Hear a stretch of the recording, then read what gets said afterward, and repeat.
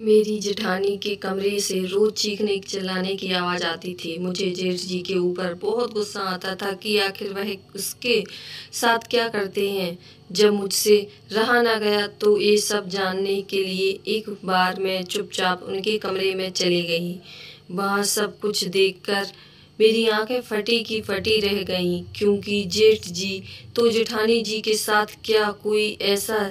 जब से मैं इस घर में शादी करके आई थी, मेरे पति और मेरी सास मुझे बहुत प्यार करते थे। मेरी ससुराल में मेरे ससुर, जेठ, जेठानी और मेरे पति थे। मैं पैसे वाले घर की बेटी थी। मेरी सास ने मेरी शादी में सामान की लिस्ट भेजी थी। उन्हें उन सब पर सामान से भी ज़्यादा मिला था, इसलिए वह मुझे अपनी पलकों पर बिठाकर रखती थी। मेरे पति एक सज्जन आदमी थे। वह मुझे दिलो जान की तरह मोहब्बत करते हैं। हमें देखकर कोई नहीं कह सकता कि हमारी अरेंज मैरिज हुई है। सबको यही लगता था कि हमारी लव मैरिज हुई है। मेरे पति की अच्छाइयों के बारे में कुछ नहीं कहा जा सकता था, क्योंकि उन्हें दुनियादारी से कोई मतलब नहीं है। वह सिर्फ अपनी काम करते और रात को मेरे साथ प्यार करते। मैं अपने पति के साथ बहुत खुश थी। मुझे लगता था कि जरूर मैंने पिछले जन्म में मोती दान किए होंगे, इसलिए मुझे इतने अच्छे और प्यार करने वाले पति मिले हैं। मेरे सास ससुर भी मुझे बहू नहीं बेटी बनाकर रखते थे। मुझे ससुराल आने के बाद मायके की ज़्यादा याद नहीं आती थी। कहते हैं ना कि अगर ससुराल अच्छा मिलता है तो लड़कियां मायका भूल जाती थीं।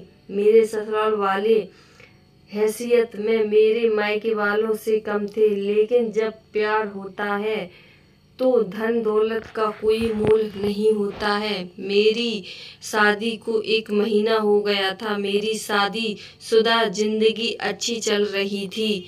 मैं अपनी ससुराल में बहुत खुश थी। दूसरी तरफ मेरी जेठानी थी, जो कि मुझसे बात नहीं करती थी। कभी अगर मैं उनसे बात करने की कोशिश करती तो वह मेरी बातों को टाल देती और वहां से चली जाती थी। वह घर का सारा काम अकेले ही किया करती थी। मुझसे कोई भी मदद नहीं लेती थी और वह मुझसे बड़ी थी। जब वह काम करती तो मुझे अच्छा नहीं लगता था और मैं खुद से ही उनके पास करवाने के लिए आ जाती थी, लेकिन वह मुझे एक भी काम ना छूने देती। मुझसे कहती, तुम कमरे में जाओ, मैं सब काम कर लूँगी। पहले तो मुझे लगता था कि शायद मैं नई बहू हूँ, इसलिए मुझे मेरी जेठानी काम नहीं करने देती है। लेकिन जब काफ़ी दिनों तक यही सिलसिला चलता रहा तो मुझे अपनी जेठानी का व्यवहार बुरा लगता था, क्योंकि आखिर मैं भी इस घर की बहू हूँ। मुझे अपनी जवाबदारी संभालने चाहिए, लेकिन मेरी सास को इस बात से कोई फर्क नहीं पड़ता था। जब भी कभी मैं घर का काम करने के लिए अपनी सास से कहती तो मेरी सास कहती, बहू तू बहुत बड़े खानदान से की बेटी है, घर का काम करना तुझे शोभा नहीं देता है।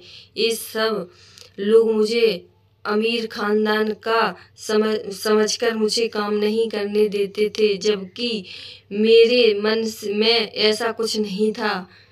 मैं अपनी ससुराल में बहू की तरह सारे काम करना चाहती थी, जिम्मेदारियां उठाना चाहती थी। मुझे बहुत शौक था कि मैं भी सुबह अपने पति के लिए टिफ़िन तैयार करूं, लेकिन मेरी जेठानी सारा काम अकेले ही कर लेती थी। मेरी सास मुझे किचन में कदम भी नहीं रखने देती।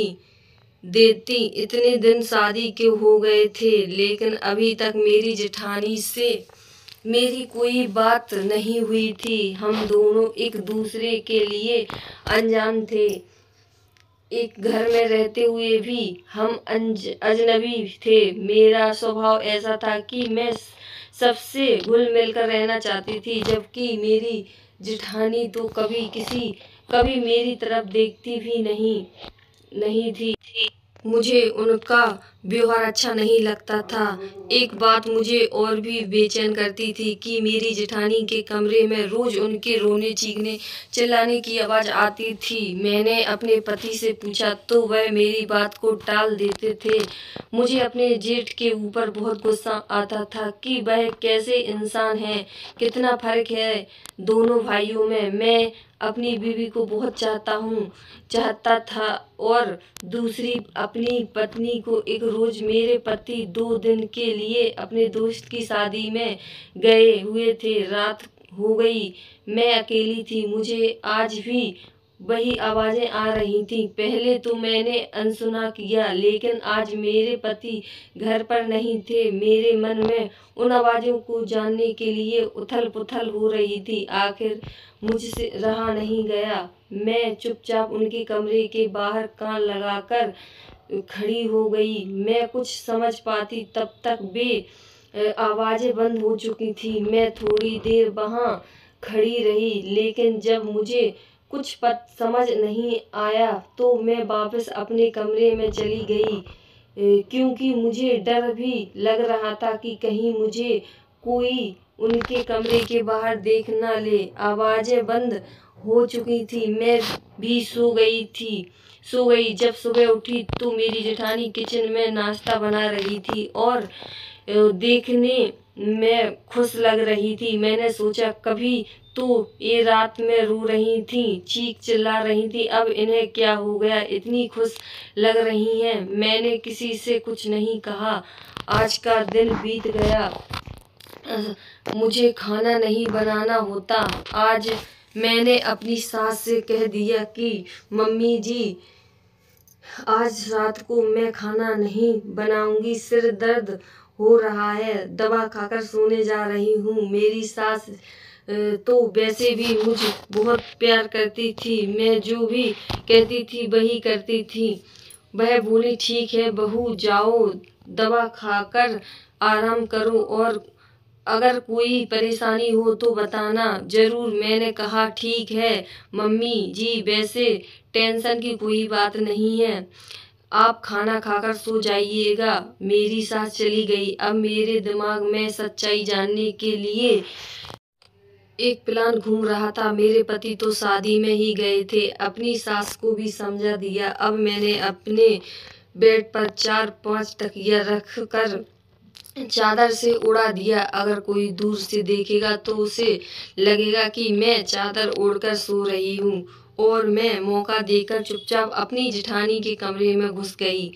जब वे दोनों खाना खा रहे थे, मैं उनकी अलमारी के पीछे छुप गई। मैं डर रही थी कि वही कहीं पकड़ी ना जाऊं, लेकिन सच्चाई भी जानना चाहती थी। किसी ने मुझे कुछ नहीं बताया तो जो रास्ता मुझे सही लगा मैंने वही किया। वैसे किसी शादीशुदा जोड़ने के कमरे में छुपकर जाना गलत है, लेकिन उससे भी ज़्यादा ज़रूरी मुझे सच्चाई जानना लग रहा था। मेरे जेठ जेठानी कमरे में आ गए। इसके बाद जो उन्होंने किया मैं दंग रह गई। मेरी जेठानी ने अपनी नाइटी पहनी और तैयार हो गई। मेरे जेठ जी मोबाइल निकाला, रिकॉर्डिंग चालू किया और आवाज़ तेज करके मोबाइल को मेज पर रख दिया, जिससे पहले कि वे लोग एक दूसरे में खो जाते मैं कबाब की हड्डी की तरह बाहर निकल आई। मुझे देखकर वे दोनों संकोच में आ गए। मेरी जेठानी ने पूछा तुम यहाँ कैसे? मैंने उनसे पूछा ही लिया कि यह रिकॉर्डिंग क्यों चालू किया है। मेरे जेठ जेठानी मुस्कुराने लगे। मुझे अजीब लग रहा था। मेरी जेठानी ने कहा तो ये कारण है तुम्हारे यहाँ आने का? मैं बोली हाँ दीदी, मैं रोज आपके कमरे से आपकी चीखने चिल्लाने की आवाज़ सुनती थी। मुझे लगता था भैया आपके साथ कुछ गलत कर रहे हैं, इसलिए मैं आपके कमरे में छुप गई थी। मुझे माफ़ करना दीदी, लेकिन मैं यह जानना चाहती हूँ कि आप रोज़ रिकॉर्डिंग क्यों चालू करते हैं। मेरी जेठानी ने कहा, ये एक राज की बात है, लेकिन पता नहीं क्यों मेरा दिल कहता है कि मैं तुम पर भरोसा कर सकती हूँ। तुम सासू माँ से कुछ नहीं कहोगी। वैसे तो यह राज देवर जी भी जानते हैं, लेकिन उन्होंने तुम्हें अभी तक नहीं बताया। जेठानी जी ने पूरी बात विस्तार से बताया। यह बोली, हमारी शादी लव मैरिज है। हम दोनों एक ही कॉलेज में पढ़ते थे, एक दूसरे को पसंद करते थे।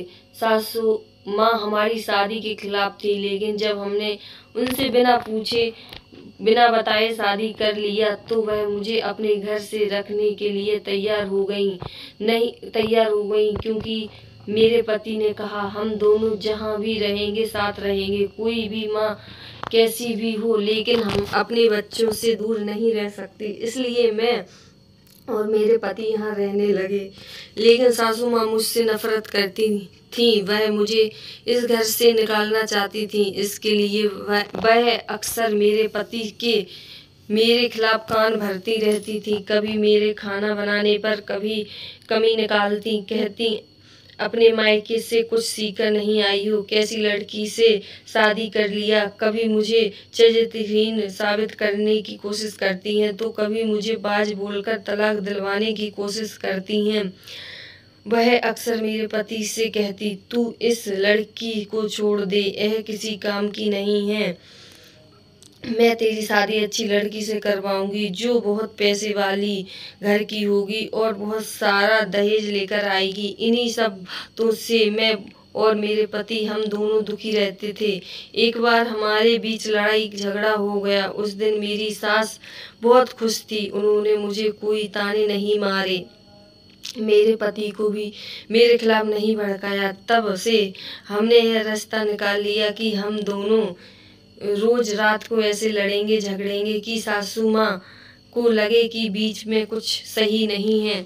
जब से हमने ऐसा दिखावा करना शुरू कर दिया, जब से मेरी सास कुछ नहीं कहती, वह खुश रहती कि उनका बेटा उनकी बहू को मारता पीटता है। जब देवर जी को यह बात पता चली तो उन्होंने मोबाइल रिकॉर्डिंग का सुझाव दिया, जो कि परफेक्ट था। हम दोनों एक दूसरे से बहुत प्यार करते, कभी एक दूसरे को नहीं छोड़ेंगे, इसलिए यह सब करना पड़ा। और देखो, शादी के पूरे 5 साल हो गए हैं और सासू माँ की लाख कोशिश के बाद भी इसी घर में हूँ। हमेशा सच्चे प्यार की जीत होती है। हमें पता है कि कभी ना कभी सासू माँ हमारे प्यार को पहचानेगी और स्वीकार करेगी। बिना किसी के दिल को ठेस पहुँचाए भी प्यार निभाया जा सकता है।